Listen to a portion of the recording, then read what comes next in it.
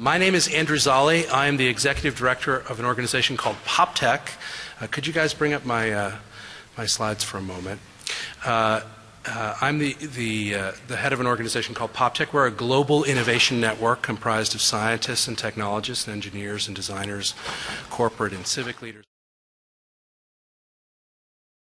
Contexts, and we get them to work together in a muddy boots way on the ground on new approaches to some of the world's toughest problems. And today I'm really excited that we're going to have this really fantastic august group of people who are thinking about new modes of innovation. And so my job in the next few minutes is just to establish some of the key themes we're going to be talking about over the course of the next hour. You're going to hear from me, you're going to hear from each of them, we're going to have a brief conversation, and we're going to take questions from you delivered electronically, as you could see, and we'll flash those slides up again. So just very quickly, to do some stage setting for the conversation, we're here today to talk about innovation, and given how the incredible speciation of definitions of innovation, the incredible diversity of the ways in which we think about it, we thought it was useful at least to throw a kind of a straw definition up so that we can ground our conversation. When we talk about innovation at PopTech, and if my clicker doesn't work, I'm going to give my remarks as interpretive dance, which you will pay to make me stop doing through the nose. Let's see. Great. What we're talking about here are really about the creation of new forms of value in anticipation of future demand in a way that creates systemic change. And the reason that we want to start with that definition is I want you to notice a couple of things about it. The first one is it's not about invention. The discovery of new capacity is an absolutely intrinsic part of the innovation process, but converting it into new forms of value in the context of understanding emerging streams of demand is really where invention becomes innovation.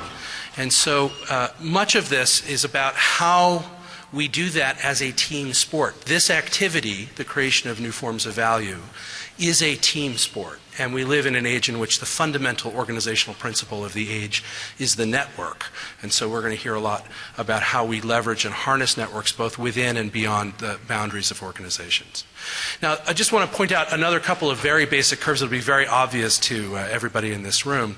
So we think about the way that most technology curves evolve over time. Many of us are familiar with this kind of generalized Moore's law of everything, a kind of, for many forms of technology, a rapidly accelerating curve of new forms of capacity. This is a myth that this exists everywhere. It's not this simple, of course, but this is the curve that takes us from a computer that is less powerful than the one in my watch landing people on the moon to very large supercomputing centers. There is, however, an important corollary curve, and that's this one, which is that driven by that upward curve of capacity, we see a rapidly, in many fields, a rapidly decelerating cost per unit of capacity. And one of the questions that you're going to hear as a backdrop, particularly as we hear from Jim over at TechShop, is what happens when innovation becomes inexpensive? How does the process change when the first thing you have to do when having an idea is not necessarily go to capital and ask for permission? Now, in our organization, one of the things we've been doing for the last 5 years is looking at what are the kind of institutional cultures of companies that are able to create sustained cultures of innovation over long periods of time. And we've looked across many different industries and sectors, many different scales and different models of innovation, from raw product innovation to forms of business model innovation and the like. And what we find are some very common cultural characteristics among companies that are able to define the terms of competition on a regular basis. First, these are organizations that make the top accountable. There are organizations that by and large win on singles, not on home runs. They constantly place lots of small bets as opposed to constantly winning on big bets. They invest very closely in people, very intensively in people who are closest to the customers, and they have a focus. And I think I'm particularly interested in what we're going to hear from Svetlana about this, in describing over solving. You can't harness a network until you can actually describe the power, the problem you're facing. And so how you train innovators to actually describe the problem they're trying to solve is a core element of how you harness the power of open innovation. These are organizations that leverage lots of innovations from outside their organization, but they copy best practices only sparingly, because best practices are typically the result of an organization's cultural heritage, context, and the like. And there's a few things that we found they did very consistently over time. First, they really actively cultivate internal and external networks. We'll hear a lot about that in the next hour. They embrace what we call cognitive diversity. They have people who think differently from each other stylistically, thinking about the same problems from different perspectives. They have an instrument within their organization for scanning for weak signals, that is, things that are on the fringe today that are not disruptive but that may become disruptive tomorrow. And they think in more than one time frame. But if there was one thing we found that was consistent around companies that are able to create cultures of sustained innovation, it was this: their ability to create and maintain and learn from highly differentiated partnerships, their ability to work with people both within and without. And again, as we are going to talk about open innovation and collaboration in this discussion, this question of how we partner with other kinds of organizations is one I think we're going to hear a lot more from, particularly from, I think, Chantal. Now, I just want to share with you just a couple of other super quick insights. When we looked at how those organizations did that, we found 4 basic models that organizations use to solve problems on a regular basis. And you'll notice this is not trademarked or McKinsey. There's no pyramids. This is a very simple thing. You can all take a picture of it, take it home, give it to your family. It's all free. We found basically 4 core operational models of problem solving, which we ended up calling think, look, play, and envision. The think model is where you take a group of very smart people, you put them on the 13th floor, you don't let anyone talk to them, you lock them in a room, and you tell them you can't come out until you've solved desktop cold fusion. And what you find is that in about 15% of the cases, they come out with really serious disruptive innovation, non-incremental innovation. And about 85% of the cases, they require suits with extra long sleeves that tie in the back and a nice low-lit room and lots of pharmaceutical intervention. Because small groups of people, even brilliant small groups of people on their own, are rarely the vector for really disruptive change. The second model is the look model, where you go out and you actually look at customers and you find opportunities that are in analyzing the gaps, and you work to the gaps. What we found there was sort of the inverse, lots and lots of solutions, but they tended to be non-incremental solutions. They tended to be singles, not doubles or triples. The third model was the play model, where you basically threw the brief out and used design as a tool for exploring the contours of the problem. And here you got a much more balanced approach in terms of outcomes. And then finally, there was the sort of envision model, looking ahead and developing a North Star against which you solve problems. And there, interestingly, it was very hard to get data, mostly because it was not applicable. People in developing North Stars don't use them as a rubric for success or failure.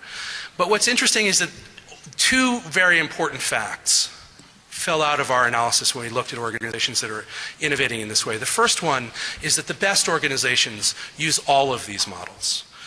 They use a portfolio of approaches to solving problems. And the way they do that is by harnessing the power of networks, internal and external. Now, I want to leave you with just one thought before we move into this really wonderful group, and that's this. We followed the work of an anthropologist of innovators, people who were scientific innovators, and there are many scientific innovators in this room, technical innovators. And this researcher followed these technical innovators into their labs. And what he discovered was something really fascinating. When people working on hard innovation problems do their work, they routinely encounter, whether they're scientists or engineers, they routinely encounter ambiguity. They do something and something happens and no one has any idea why. Was it instrumental error? Was it some problem with the way we explored the question? Was it human error? And what they found, what this researcher found, Robert Dunbar is his name, is that when everybody on the team came from the same field, for instance in a health lab, when everybody was an E. coli researcher, all of that ambiguity was interpreted within the context of prior E. coli results, and those teams tended to make fairly incremental progress. But as you diversified the team of people who were thinking about the problem, what you found was that with people who might be physicists and biologists and chemists and other forms of engineers working on the problem, the interpretation of ambiguity had a wider analogical reasoning field. People reasoned about those ambiguous results using a wider array of metaphors, and the teams tended to make faster and faster progress. And that was true up until a point. And what we find is that actually that diversity follows a kind of inverted U-shape. The more diversity you add to your team as you're trying to solve problems in the context of collaboration, the more powerful it gets, up until the point where there's so much diversity on the team that people can't talk to each other and the system falls apart. So there's a kind of warm Goldilocks zone there in the middle, and these are some things I want to ask our august panel about. So let's turn to them. They are truly an amazing group. And I'm going to have each one of them introduce themselves in turn. They are John Fredrickson, who's the VP of Government for InnoCentive, Svetlana Dimovski, Open Innovation and Science Relations for BASF. I apologize, that's a typo on my slide. That's the limits of my PowerPoint, but she's from BASF. There's Chantal Hendrzak, who's the Manager of Applied Solutions for PJM. And down at the end is Jim Newton, who's the founder and chairman of TechShop. So to begin this conversation about innovation, I'd like to ask each one of our panelists to tell you a little bit about what they do in the world that they inhabit.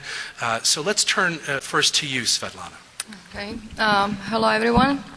My name is Svetlana Dimovski, and I manage Open Innovation Program at BASF. So my job, my mission is to lead BASF on a journey to open innovation excellence. BASF, as you might realize, is a large company. We're a $100 billion chemical company, and we are as diverse as the chemistry itself. So my challenge in creating, figuring out what do we need to do is figure out what is our open innovation DNA for the company. That involves two parts. One is figuring out what is the common ground for all of these different diverse business units and industries that we serve. And the other is how to leave enough flexibility so that there is a common ground, but yet that each business unit can have their own customer suitable way of working with talent across the world as well as also internally. Another thing that we are looking is also, we do have a lot of collaborations and cooperation. So I think at the moment there are about 2,000 external partnerships between BASF and different entities, small, medium-sized companies, startups, individual innovators, federal labs, other industry partners. That is very good. Now how do we actually make it great? How do we take it to the next level? Can we create something like right partnerships for the right reason at the right time? So this is where we are going and what we are thinking about. And one of the challenges, of course, is creating the right type of talent. Right type of open innovation managers and people who can provide the best experience for external talent that would like to work with us. So, I mean, a lot of time you hear, like, if someone wants to work with a large company, it takes forever to make a decision.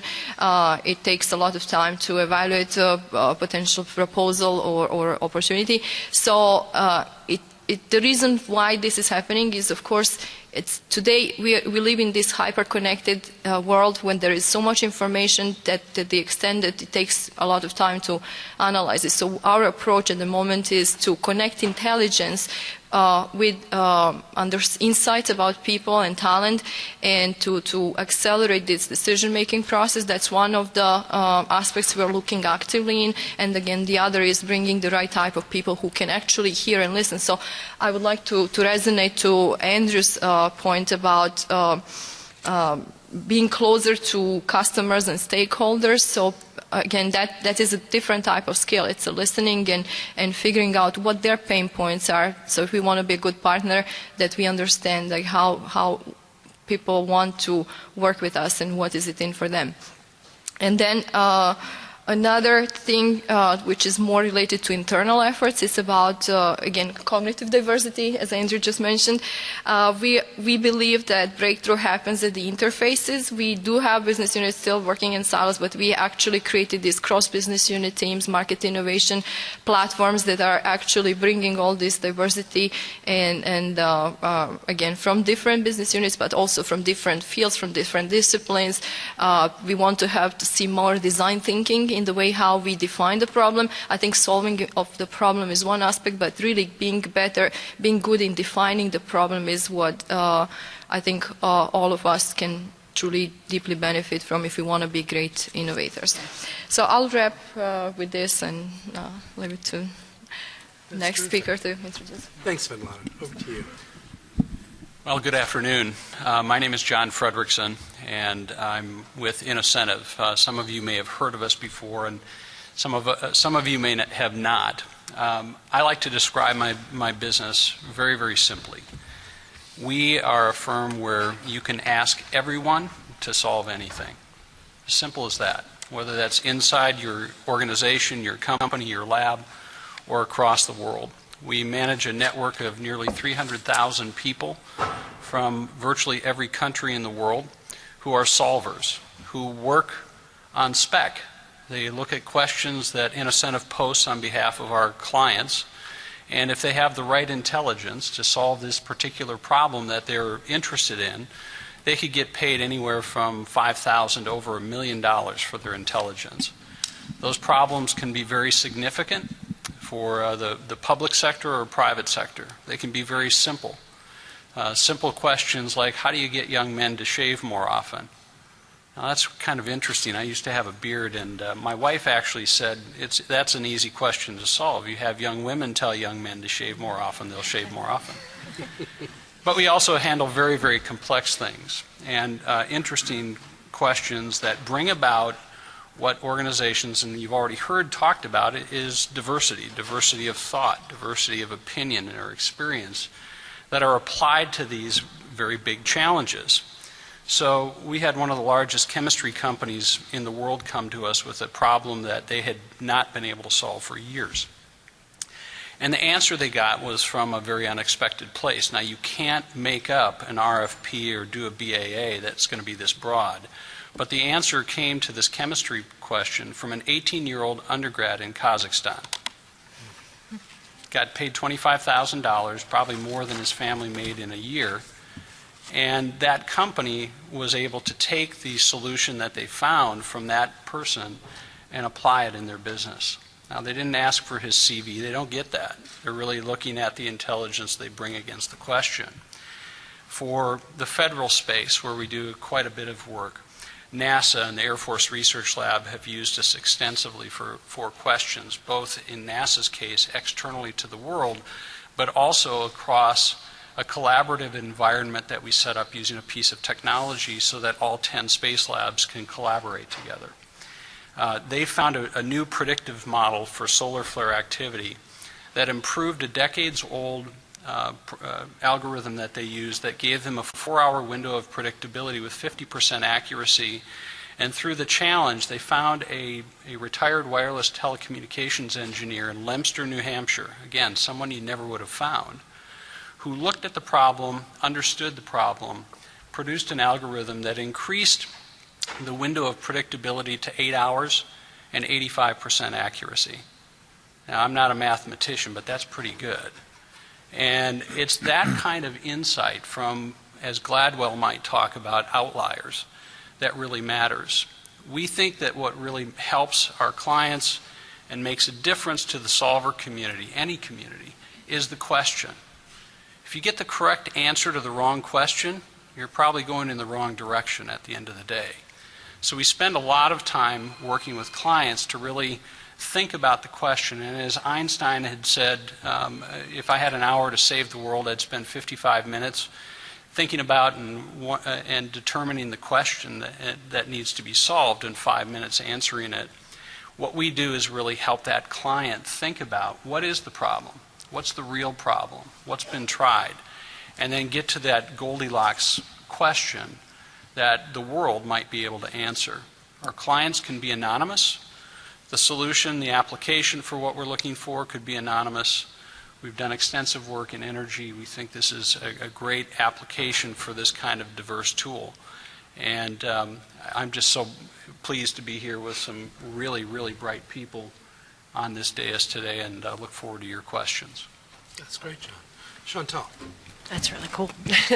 My name is Chantal Hendrzak, and I'm in the Applied Solutions Group at PJM. So a couple, maybe not everyone knows, PJM is a regional transmission operator. We are responsible for maintaining the reliability of the power grid in 13 different states, New Jersey, out to Ohio and Illinois, down south, parts of Kentucky. And what's interesting is, and so this Applied Solutions Group, I sort of equate it to kind of an advanced technology group or an R&D group for the company. And we really have two different aspects that we're looking at. We're looking at how do we find interesting solutions that can apply internally to help us do our jobs, to help us run the grid reliably, to help us maintain and create innovative wholesale markets that exist to maintain the reliability. And then how do we, as we're planning the infrastructure into the future, those are our three main things that we do, how do we incorporate innovation into that as well, into some of our internal processes and our tools. So the name of the group, Applied Solutions, is we're not on the bleeding edge. I mean, we're talking reliability of the grid.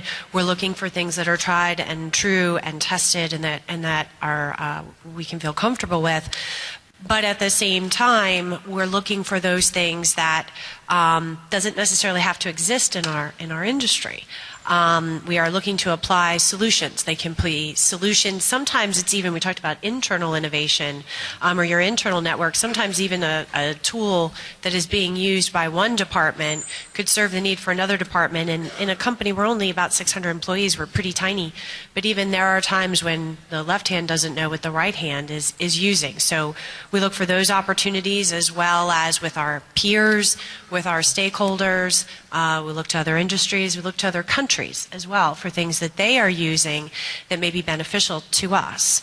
So one example of that is if you go into any sort of utilities control room, you see what the dispatchers have to look at on a 24/7 basis, which is a ton of data in a lot of disparate screens designed by engineers that typically have a whole lot of data crammed on, if I think of some of the posters downstairs, whole lot of data crammed into a spot that is really pretty deep. You really kind of got to spend some time and get to see it. And when you are making real-time decisions, and if you are new into that area or don't have the benefit of many years of experience operating the grid, it needs to be pretty intuitive to you. And so one of the things that PJM engaged in was looking at visualization from a different perspective. And so we reached out and discovered this whole discipline of cognitive task analysis, ended up finding these human factors people, and now we actually have 2 on staff.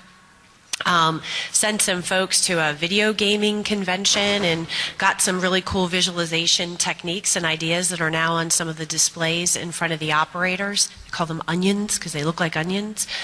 but it is a way to very quickly go and assess your system, but yet still provide the data there as well, because people are driven to make decisions and have affinities for data presented in different ways. So that was something, again, that already existed, but we were just leveraging different external networks in that scenario to be able to bring solutions to us that were tried and true, but that really created a difference for our dispatchers. And then as well as another focus of my group is working externally with different types of technologies. Again, you know, a battery. A battery is nothing new and exciting. It's been there for years and years. But what is innovative is perhaps the role that it can play in ensuring the reliability of the grid and how it can interplay with renewables, and what role can it play when you're looking at it from a large-scale perspective, and the different wholesale energy markets that exist and how can they interplay together.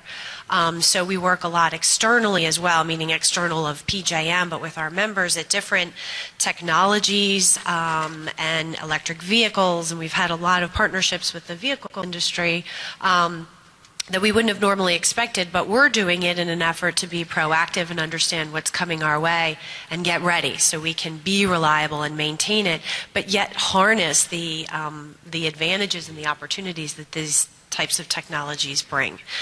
So that's sort of what PJM is, why we're looking at some of this stuff, and why networks are, internal and external networks are so important to us, because we do not have the types of budgets that a lot of these big companies do for R&D. We're really a department in and of ourselves of about 12, but yet we leverage the whole company, we leverage our communities, our vendors, international. I mean, the network is very, very, very big because of these relationships.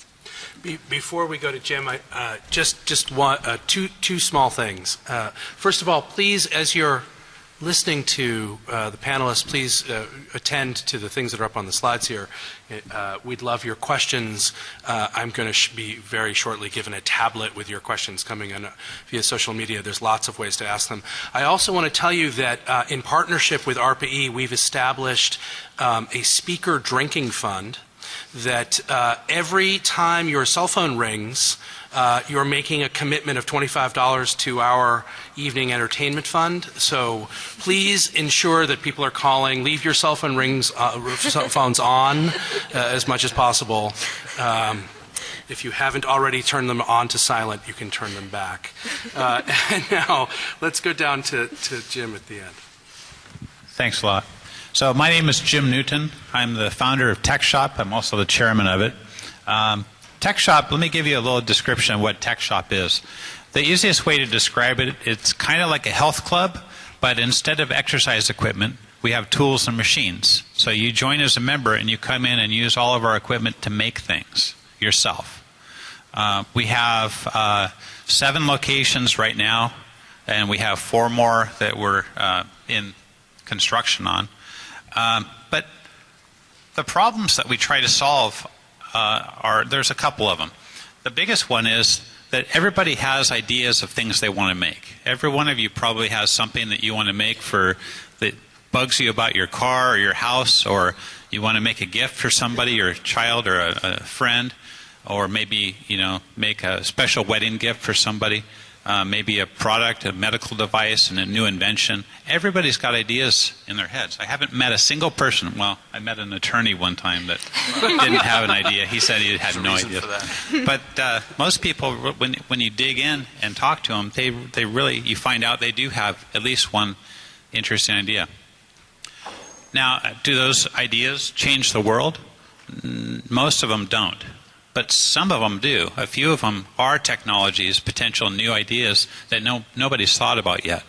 And we've actually had some of those happen with our members at TechShop already.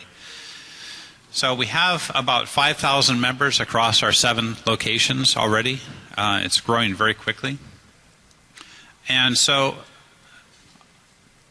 our goal is to give everyone access to the tools of innovation and the tools of the Industrial Revolution. It's really hard right now. If you have an idea, you think of your idea. How would you pursue that idea right now? Would you actually go to your friends and family and scrape up $100,000 so you can go down to the local machine shop and have them prototype it for you? I mean, then what? that's a dead end. You gotta figure out how to produce it and market it and sell it and all this stuff. So at a place like TechShop, you can come in. It's about $100 a month, so it's not, it's not very expensive. It's like a Starbucks addiction kind of cost. You can come in. You can collaborate with other creative people. There's about 800, 900 people at each location. About 100 people come in and out every day, and you're just in this super creative zone all the time when you're there. And you bounce ideas off. You mention something to somebody, and they say, "Oh, you should talk to Susan over there. She's working on this other thing that might solve that problem." And it's this live, real-time interaction that happens. It's just really incredible. So our goal is to give access to these tools to everyone on the planet, really.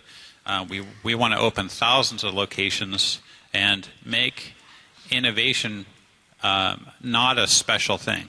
What do I mean by that? We're sitting in a panel right now talking about innovation. That means it must be pretty special and pretty unusual.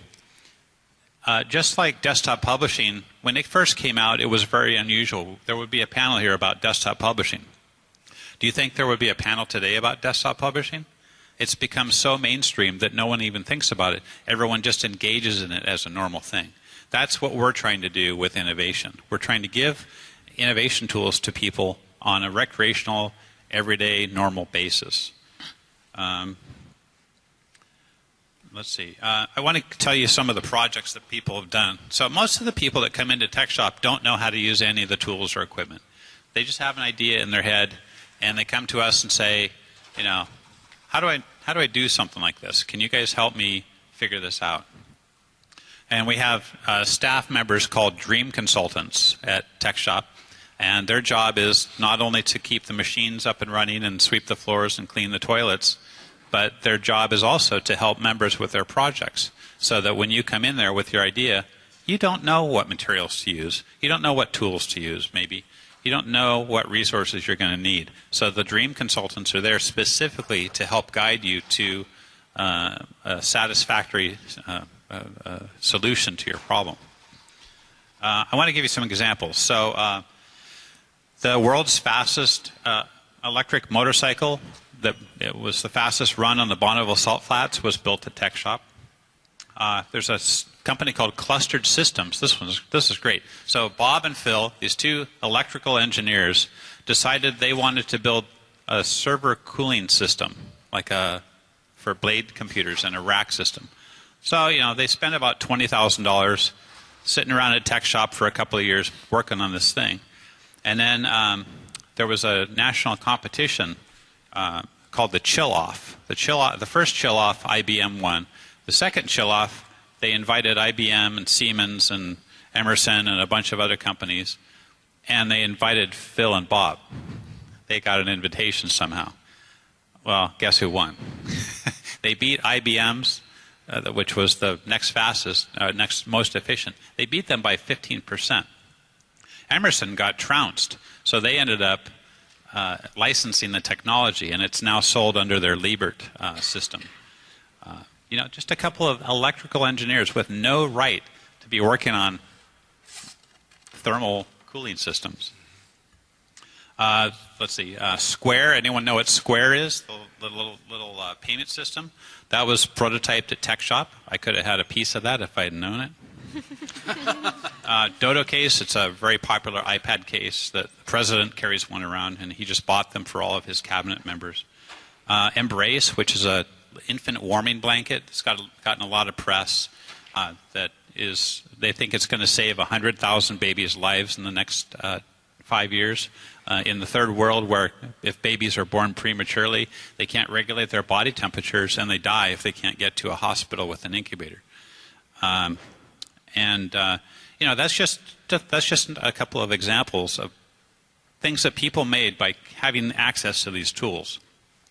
And all these guys, maybe with the exception of Square, because they would have had a prototype somewhere else, all these guys will tell you their products would not exist if they hadn't had access to a place like TechShop.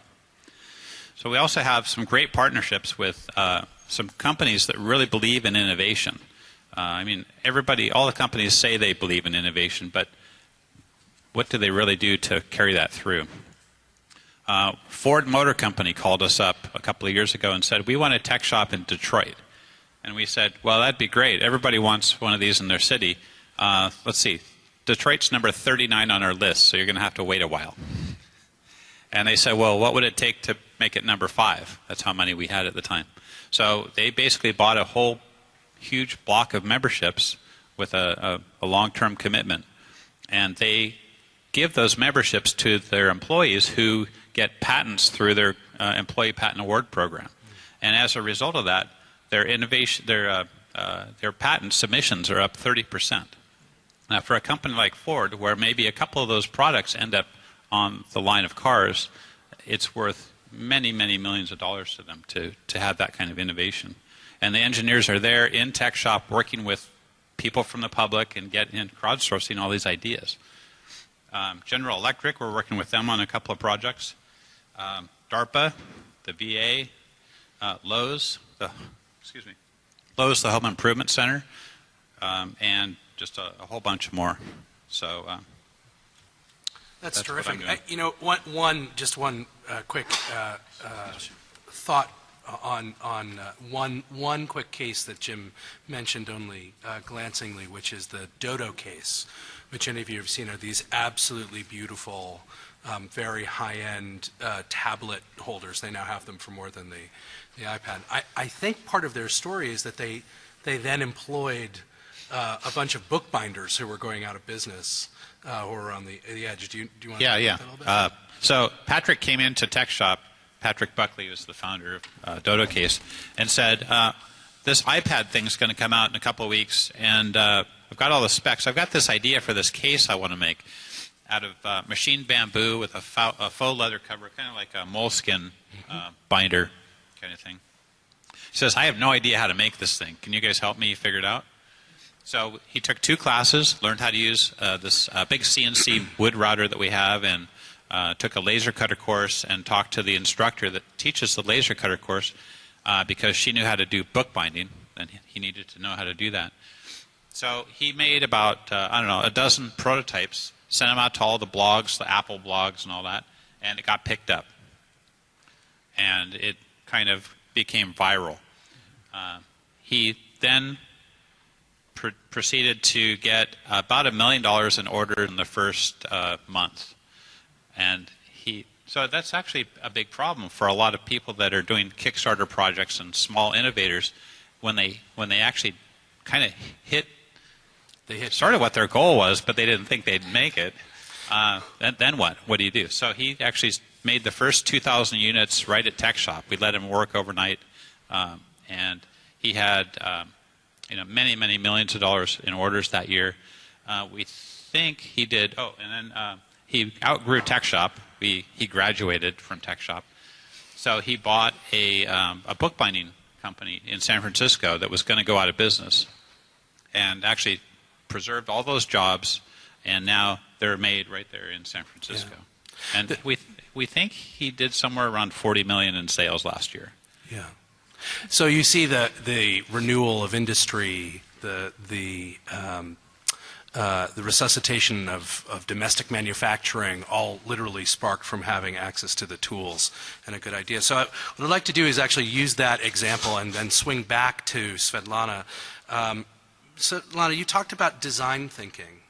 And I'd like you to sort of play off that example and talk a little bit about what you mean by design thinking in your context. Okay, so I have to admit this is coming from my past career in a largest consumer company, where I was exposed to basically bringing insights about and even bringing consumer into early stage of the problem finding.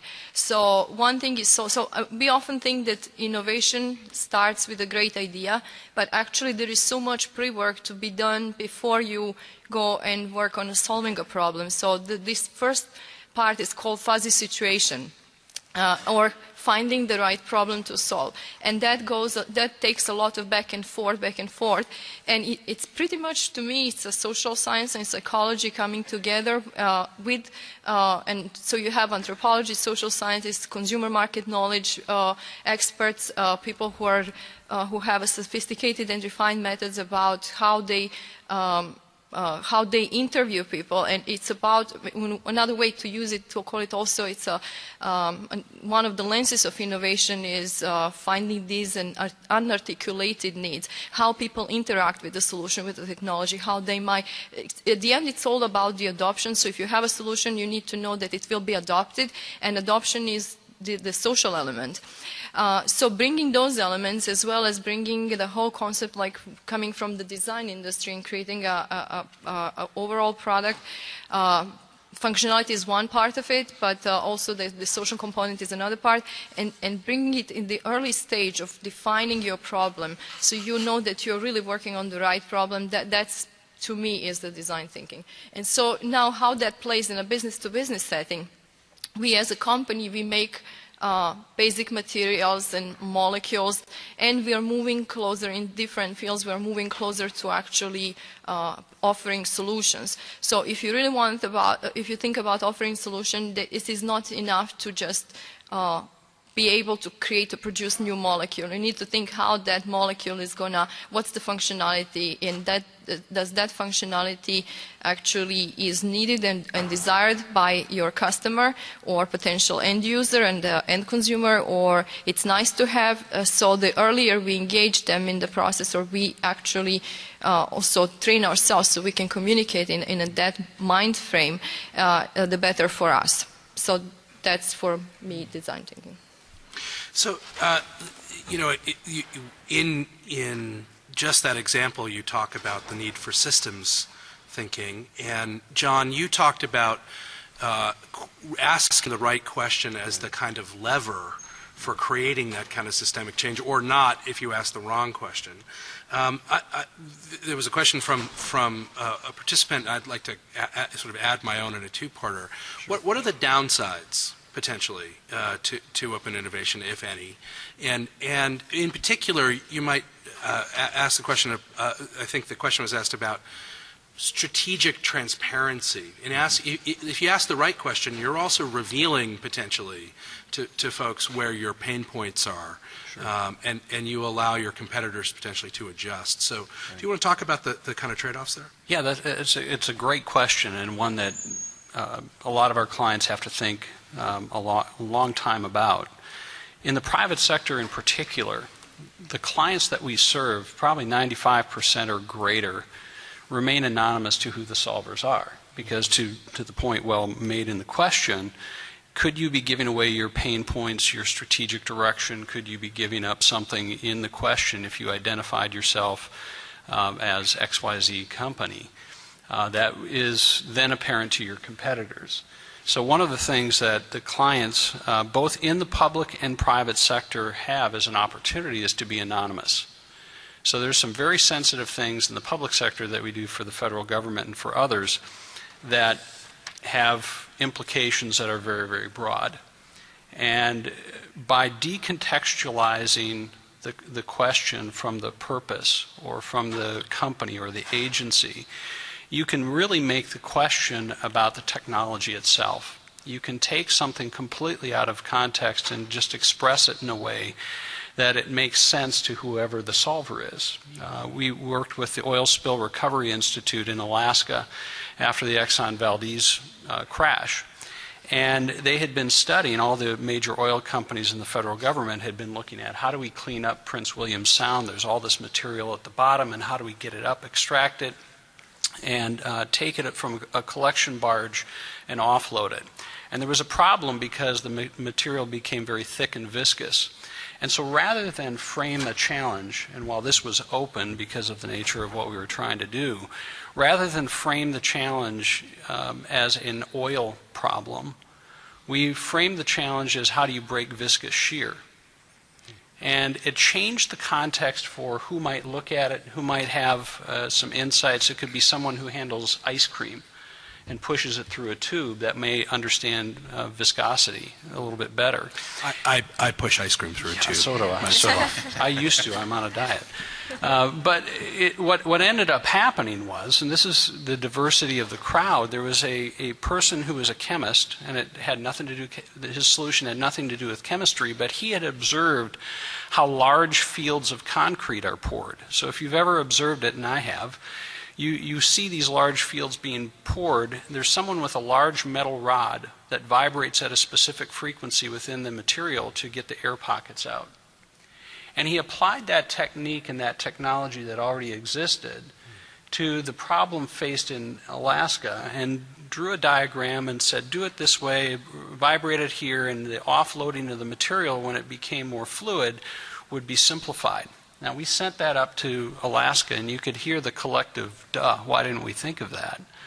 When that happened, and I would offer that the anonymity in that case didn't really matter, but taking that question out of context gave a much more diverse audience a chance to look at it. So the risk really for most of our clients is less than imagined, and the opportunity is dramatically changed. Chantal, I want to ask you a question, and I'll also ask Svetlana at the end to think about this, because, you know, when I think about grid operators and chemists, I think about wild, loosey-goosey cultures of, you know, crazy party hats and, right? So how do you get people to take up change in a culture that, for very significant and serious reasons, can be very risk-averse, appropriate cultures of appropriate safety considerations, you know, how do you balance that? Baby steps in data, I would say, is how we do it. And it wasn't some, you know, book that we read or vision that we had, but more through practice and seeing what worked and didn't work that I can kind of come to that conclusion. One is we can't just sit around with a really cool white paper and just look at the white paper and put down the pros and the cons of the white paper and decide why we should or shouldn't move because of the white paper, because all it is a white paper, and it's very easy to dismiss it, to not consider it, to not see all the aspects of it. So you need to take a baby step forward and do something with it and try to prototype it in a very small way so that you can then have data. Because in the world that I operate in with you know, with a grid operations, its majority of folks are engineers or engineer types, and someone coming in with a very fancy PowerPoint or words or anything or very well written white paper even, it's only that. Their words, their pictures, they're compelling, but they won't believe it. And they'll only believe it until they start to see some data. So that's how you start. That's how you take that baby step and you move the ball a little bit forward, is to show that there is some merit to this, there is a possibility to this, and by just taking a baby step financially, you're not necessarily investing a lot. It also gives you the ability to be much more agile, because though something may think it already knows what the end game is, when you take that baby step, you get some data, and you go through that iterative approach then of getting the feedback from the people who are either going to use this or need to adopt it or sign off on it, and you start to get their buy-in, and they get to help steer the ship as it moves forward. You get something that is, as they feel ownership in, so that helps with the adoption and the change of it. They believe it because there are real results and data associated with it, and it does, and sometimes just take time and patience and looking at some of these things for them to adopt it. So by taking those baby steps and looking at data along the way and asking and truly incorporating their feedback or educating of, okay, I see why you think that, but actually look at this, and you've established a relationship and credibility and trust between the people who will be adopting it and the people introducing it. That's how you create that environment of forward motion and progress and the ability to affect change. Svetlana, you want to talk about Yeah, this? I'm going to say the same, baby steps and data. Or what that translates in a consumer world, it's called second moment of truth. The first moment of truth, if you're a consumer and you go to the store, you see something on the shelf, you want to pick it up, that's the first moment of truth. Second moment of truth is when you come home, bring the product, and you want to interact with it, and you like what your experience is, that's the second moment of truth. So we're trying to address both, actually. So the facts and data, it's very important, and doing baby steps when we are trying to offer new experience to our fellow colleagues in chemists. The first moment of truth is actually delivering more on their expectation of what collaboration might look like and who are the right people. We found that our chemists, they love science, they love good work and thoroughness and analysis and all things that are included in it.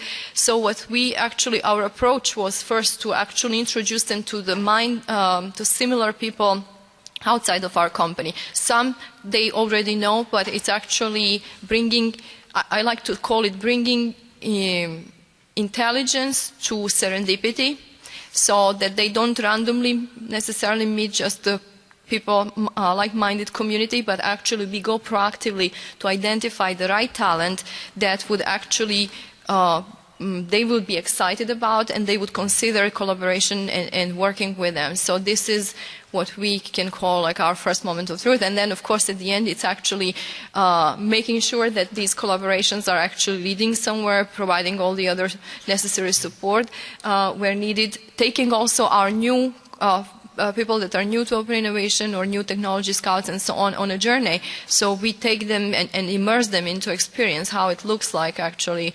participating, say, in one-on-one matchmakings, or, for example, working on a joint development or a grant, or leveraging one of the crowdsourcing options for their problems. So it's a little bit of both, but I think at the end it's really the trust that you build over time, making these small steps to continue to drive change. I want to ask a question from the audience of all of you in just a moment, but I want to ask a question of Jim.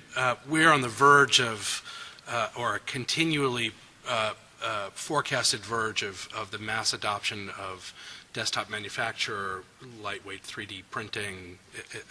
How do you see that revolution unfolding in an open innovation culture? Yeah, I'm lucky enough to have a 3D printer at my house, so it's kind of neat. If you don't know what a 3D printer is, imagine making something like a cup with a hot glue gun, where you draw the bottom disc first and then draw the walls and let them cool as you build it up. That's what the 3D printers do, essentially. They take a 3D model from a software program and slice it up into those very, very fine slices, and then reproduce those with different technologies. Some are with light, some are with lasers and powder, some are with like a very fine hot glue gun, and so on. I think they're really good right now for prototyping and visualization, and making things like one of our members made a nozzle that for jetpacks that increases the velocity and the force by 8 times without any increase in... Are you telling us you own a personal jetpack? Is that... It's actually, he's working on it for NASA. He's already made a jetpack that they use for exhibitions around the country, but now he's working on some stuff for NASA. And you can't manufacture this thing any other way than with a 3D printer, because it's impossible to machine it or cast it. So I think it's good for those kind of things. You see a lot of press about 3D printers replacing, this, making this on there, and now instead of being mass-produced in traditional methods, you'll just 3D print it. No one's got anything close to that kind of technology yet, so that has yet to be invented. Like I said, I think it's good for prototypes, it's good for a lot of things, but it's not a replacement for traditional tools yet. So now I'd like to stay with you, Jim, and we'll work our way back down. A question from the room is, and for all of you, is intellectual property plays in all of this, all of these collaborative contexts. Who owns what as the result of collaborative work? And I'd like each of you to talk about, take on this question of whether or not you see IP regimes as a barrier to collaboration, and if so, how do we think around them? Yeah, I'll address your second issue, and it'll answer the first. A lot of people come into TechShop and they say, well, you know, I've got this idea and I don't want anyone else to steal it. The truth at TechShop is that, well, the truth with inventors and innovators in general is that your idea is not as good as theirs. Right? They don't really care about your idea. They care about their own ideas. So innovators themselves and inventors won't steal each other's ideas generally. What will happen a lot of times is companies will steal the ideas, and you know, some manager or something will grab that. But what people find at TechShop is, like I was saying before, they'll have a problem similar to kind of the position that you solve. They'll have a problem, and somebody will tell them about something, someone else that's working on something, and they collaborate. Like, I'll give you the example of the Embrace infant blanket that I mentioned, the little infant warmer. The kid that did that, from Stanford, he didn't know much about polymers. And this blanket has a lining inside that is kind of acts like ice cubes in a drink. It's a polymer that changes phase at 98.6 degrees. Well, he had no idea how to actually achieve that. He had the idea for it, but he didn't know how to achieve it. And just so happened that there was a physicist hanging out near his table that was very familiar with polymers and was able to point him in the right direction to make that actually happen. So who owns the IP for that? He does. At least in TechShop, in the environment there, you know, if they want to make a deal and split the IP, that's up to them. But generally, you're giving the IP, you're getting IP for free from you put your idea out and you'll get IP back. So we have just a few more minutes, and I want to make sure that we get a point of view from everybody. Chantal, do you have a point of view? Yeah, PJM is in a bit of a unique situation with this, in that, I mean, we really are there to run the grid. We operate as a not-for-profit. We collect money from the stakeholders. We collect from the load and pay the gen, and we have a tariff, so we take what we need to run our shop. So we handle IP on a case-by-case basis. It's generally not, we're not in the business to take something and go resell it to our peers. In fact, PJM's in an interesting model in that we don't want to be unique in that we are a great grid operator. We don't want to be sort of the only one that can do that, because then it seems almost like magic. So we don't really have competitors, but we have peers in the industry, the Midwest ISO, the New England, New York, ERCOT, SPP, Cal ISO. If we have really good stuff that we are doing that we think that they could use and would be beneficial to them, we want to share as much as we can. And a lot of the vendors that we work with, it's a pretty small space.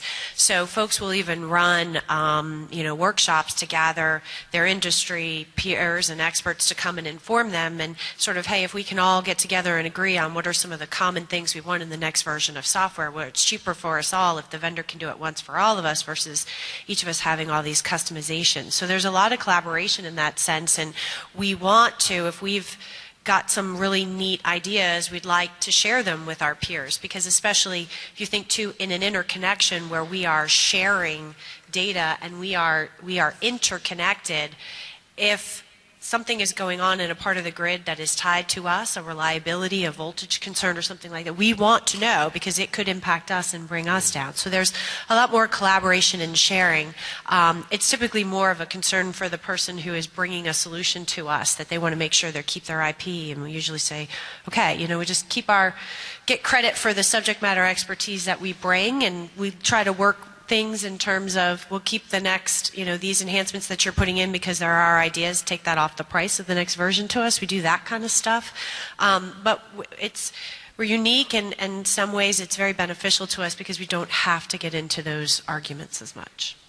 From an InnoCentive side, and I'll try and do this with what a client told me once, and I love client stories. So client came to us and said, if you get into the IP lawyer's office or the patent office, let me give you an opinion, he said. So what's that?